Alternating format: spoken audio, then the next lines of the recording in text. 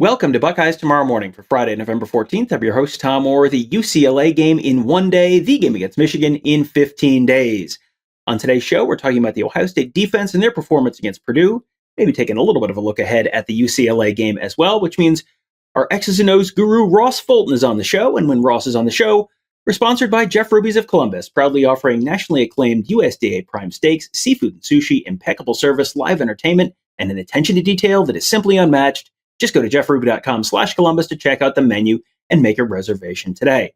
All right, we are going to start with the Ohio State defense, and especially how they did against the rushing attack for Purdue. Boilermakers found a little bit of success here and there, but definitely not anything consistent. And one of the reasons is this is a theme we've hit on over and over again this year. That is the penny front. It doesn't solve all of your problems, but when you have the talent that Ohio State does, including Caden McDonald, for example, on this first play, it can solve a lot of problems. So, Ross, why is the penny front so efficient and effective in what they're asking it to do right here?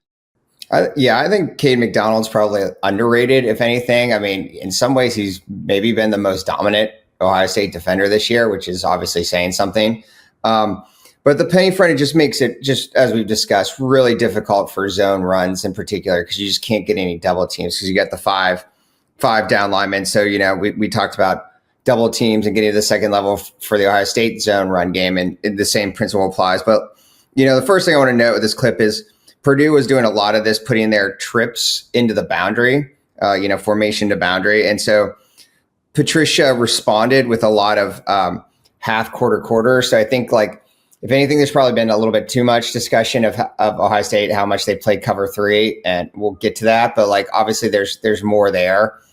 So, half, quarter, they're playing cover two to the field over that single wide receiver, and then cover four to the boundary. And then, as I said, when you get down to the Purdue basically here is running a split zone RPO. And again, Caden McDonald is just so good at this. He uses, again, as we talked about last week, this lag technique, which, the center steps here to the left. So McDonald's going to take that backside A gap. Sonny Styles, and as the middle linebacker, becomes responsible for the front side A gap. And as I said, you've just got everything gapped out against the zone run game. And so obviously McDonald, not only takes his gap, but defeats the backside guard, makes a tackle in the backfield. But this was probably the game we saw even more penny front, if anything, than we've seen in the past. And, that's great. And it's been very effective, as you said, in certain situations. Doesn't mean that it was 100% effective. Purdue did find some success. This next one, Ohio State is, boy, if they want to run the ball between the tackles, Ohio State has it covered. But once Purdue's running back bounces it outside, there's a little more space. Yeah. So like everything else, right, in football, pluses and minuses to everything. And penny front, like we've talked about, one of its downsides is against gap or counter schemes, because you just only have one linebacker at the second level. So again, here Purdue's got their trips into the boundary, right? So you've got those 3 over 3 here in Downs, Reese, and Igbinosin for that bubble screen. So Purdue's running GT counter with a bubble. And so now you've got to fit it. So you need to make up 2 gaps, right? Because the offense is pulling. So you've got the front side defensive end is going to box. And so he's trying to force the ball inside, right? By, say, boxing the kick out block. Peyton Pierce is the Mike linebacker, then has to take on and the pull and loop around, lead block. So he has to box him inside, or trying to. And so you're missing someone to fill, right? So that has to come either one of your defensive linemen beating a block. You can cancel gaps in the backfield, which Kenyatta Jackson's trying to do here. So you're basically trying to get to the front side. He sort of, I think, gets a little confused here or gets lost. He's coming around to make the play and then kind of runs into the front side offensive tackle, which is what leads to this. Or you need Lorenzo Styles here, who's sort of you already have the 3 over 3. And the problem here is he gets a little lost in space, to be honest. He has to be basically playing like a linebacker and scraping over the top. So they had plenty of reps against GT counter on Saturday, where they did that successfully, either, getting a defensive lineman off a block, canceling a gap from the backside, or scraping over the top. But here it's just Styles getting lost in space. And, something to watch for. I'm sure teams will continue to use gap schemes with the amount of this penny front they're playing, just because, as I said, when you only have one real linebacker at the second level, you kind of have to make up for that. Next one, this is somewhere where we've talked a little bit about some of the new stuff that Matt Patricia has been working in, and you'll see a little bit of a stunt up front from the Buckeyes here. This is a Sonny Styles tackle. I saw a stat this week that there was some stat where he had not missed a tackle this year, which is completely insane. But, if you want to look good as a defensive coordinator, it's helpful to have a good scheme. But also, if you have guys who don't miss tackles, that certainly helps as well. Exactly. And, again, so I think just like with the cover 3 discussion, like in some ways, like there's a lot more there for Patricia. He just hasn't necessarily had to use it. Like they haven't done a lot of stunting, but here you can get to it, right? So they, other ways to deal with people who, when they want to run a lot of gap scheme at you, is you get out of the penny front. So here they show like the odd front, they stem to an even look, and then they run a torch stunt. So again, got trips to the boundary. Like, as I said, a lot of that from Purdue, a lot half quarter again from Ohio State, sometimes called cover 8. And again, having to like 3 play that bubble, right? But now you get in this even front and basically a torch stunt. When you look at it from the backside, the 3 technique here, Edric Houston is going to basically read the center. If the center blocks to him, he's going to loop around to the backside A gap or backside B gap, excuse me. And if the center blocks away from him, they're going to pinch into both A gaps. And so center blocks to him, he loops around, messes up the pulling guard. This is one back power, right? And then obviously you have 2 free hitters, both Styles brothers in the hole. So, this is, again, I think there's more there. They just sometimes don't really have to go to it or haven't had to use it a lot. But to your point about Sonny Styles, like obviously this game put, Lorenzo Styles as a nickel in situations where, he had to act as more of like a linebacker. And so it's kind of the first time we've seen that a little bit, but, it's something that they're going to need him to do.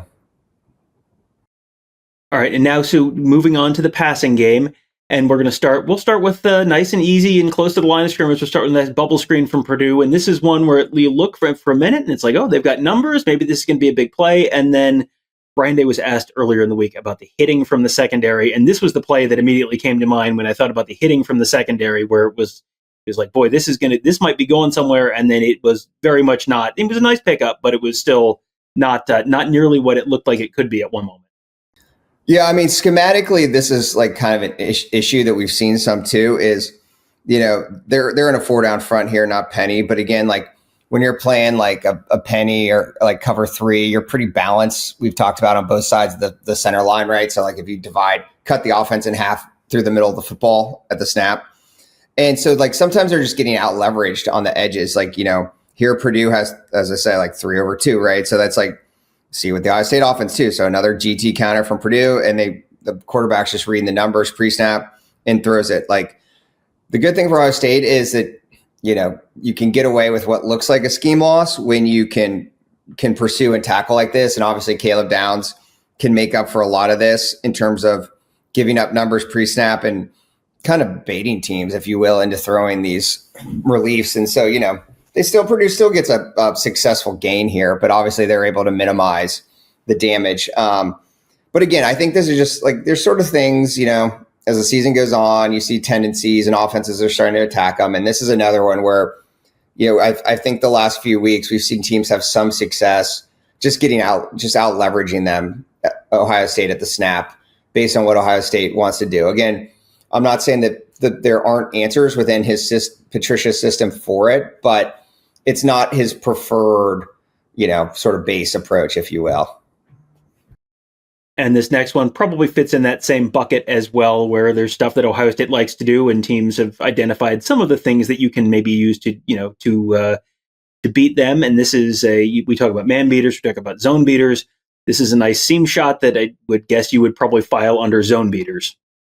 Yeah, I mean, again, we talked a lot about cover 3 and the seams, right? And especially if you're playing spot drop cover 3, that's where it's most vulnerable because you're just hitting that the seam, obviously between, if you have 3 deep defenders, you're between those 2 defenders and the underneath defender isn't carrying that route. you can hit it between the two levels. The first thing though I'd go to here again, we got like 4 trips formation to boundary, right? And we talked about this the other week, like when you're just running like base cover 3 and you don't push the coverage to the trips, you're going to leave yourself outnumbered because cover 3 is a balanced, again, balance. If you go up the center line, right, you've got, 1.5 deep defenders to each side and 2 underneath defenders to each side. And by contrast, when you're in trips, you've got 3 immediate vertical threats to one side of the field. And so you end up like here with 2 linebackers basically doing nothing, like guarding grass. And you got 3 vertical Purdue receivers against really like 2 deep defenders. So but we talked about like there are ways to push the coverage and they've done it before. Like, you man up the backside, you basically push the linebackers towards the trips.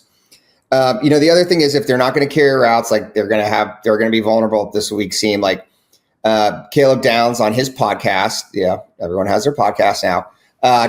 Did an interview with Matt Patricia, and they talked like when he got the targeting penalty that was overturned against Penn State, like, what he was thinking in his head is like they've just harped on like the weak seam because they run so much cover 3, like, they know where cover 3 is vulnerable. And so, but if that deep defender, deep middle doesn't get over quick enough, which, Jalen McClain does here, like, again, if you're not going to carry routes, at least like Caleb Downs here, like you have to get hands on the, and at least reroute that seam to give time for the deep safety to get over. So like, again, like everything has trade-offs if you're not going to match routes. Cause like, if you want to play spot drop, we talked about like, it does allow you to disguise, like people can be in different spots, right? You can keep eyes on the run game. And so like there's some modularity to it, benefits, but you are leaving yourself vulnerable in certain spots. And like we've seen teams, hit some seam routes as a result of it. All right. Well, and if you like Caleb Downs getting places in a hurry, this next play is for you. This is the interception. It was where Downs tips it and Jermaine Matthews actually intercepts it. And Ross is going to have a whole schematic thing, and it's going to be great.